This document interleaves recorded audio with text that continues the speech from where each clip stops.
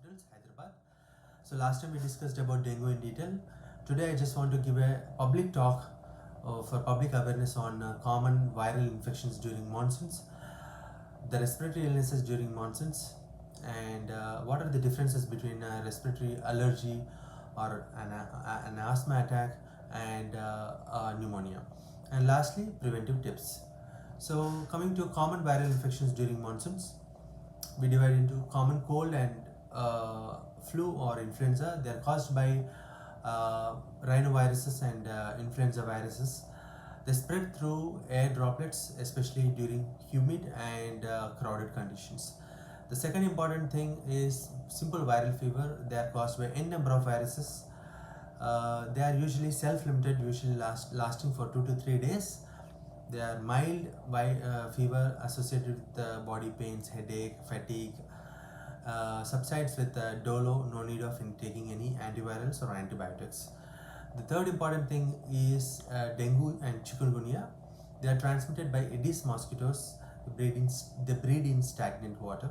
The symptoms of these include high-grade fever, headache, retroorbital pain, myalgias, sometimes bleeding problems in dengue patients, and severe arthritis or arthralgias or joint pains in chikungunya patients.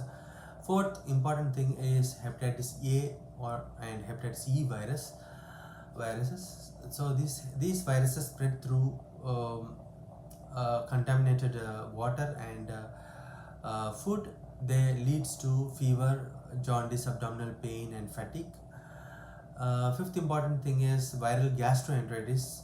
They are caused by rhinoviruses and rotaviruses. They can lead to again fever, vomitings, diarrhea, and dehydration. So here comes the second thing, respiratory illnesses during monsoons. So what are these respiratory illnesses during monsoons? The first one is bronchitis. It is inflammation of the bronchial tubes due to viral or bacterial infections.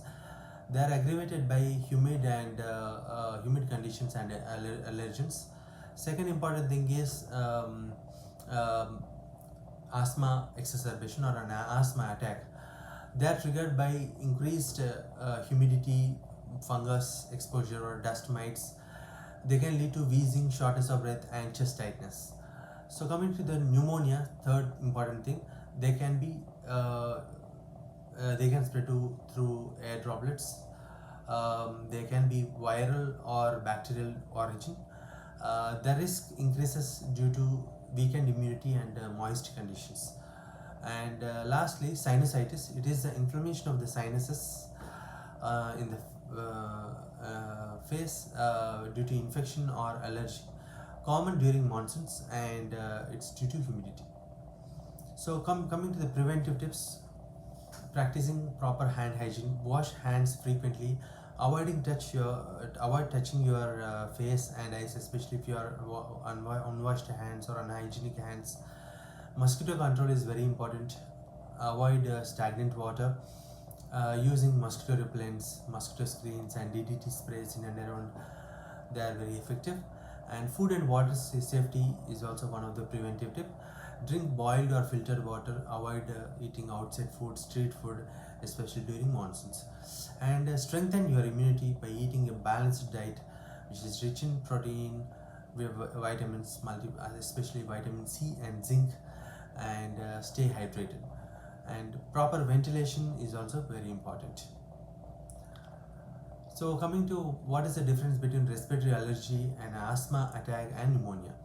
So respiratory allergy, they are caused by allergens like dust, pollen, and fungus, and it is also triggered by dust, pollen, pet animals, humidity.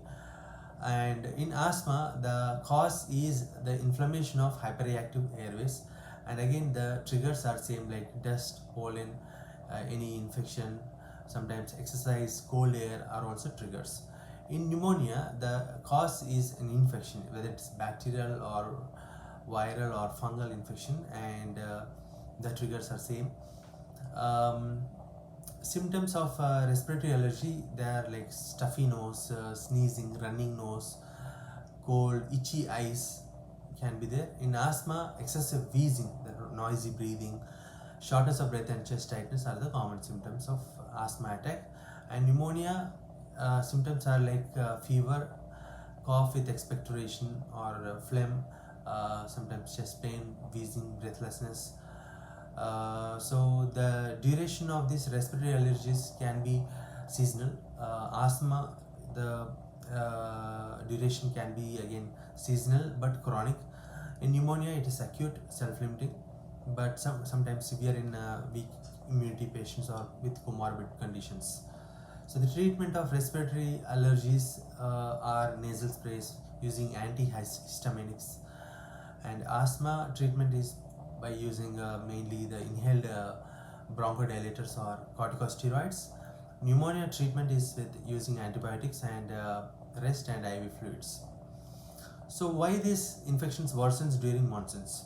The causes are high humidity, which lead to growth of the fungus and dust mites, and also poor ventilation. So the sudden weather changes which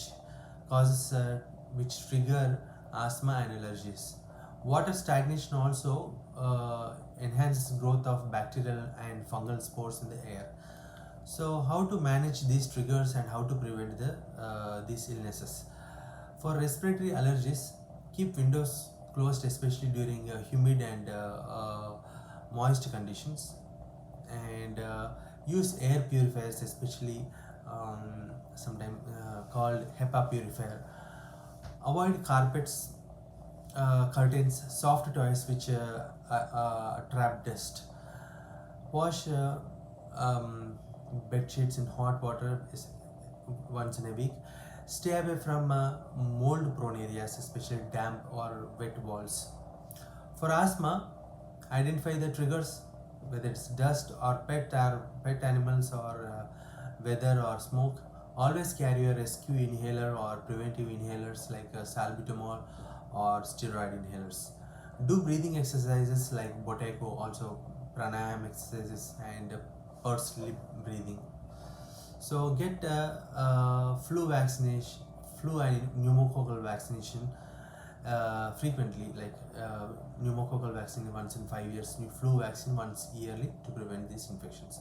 For pneumonia, maintain hand hygiene, avoid close contacts with any infected sick people, and don't ignore prolonged cough and fever can be pneumonia.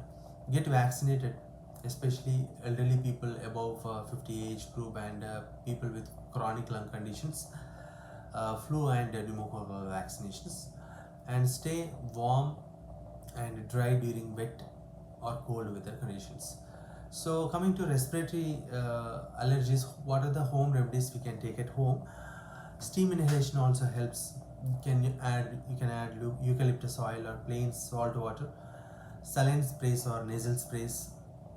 Local honey, it may desensitize the pollen. Turmeric milk has advantage of anti-inflammatory and soothing effects. And wear a mask. And diet tips are avoid dairy products if it worsens condition. Drink warm fluids. Add vitamin C rich foods like amla, oranges, lemon, and guava. So follow this and stay safe. Thank you very much.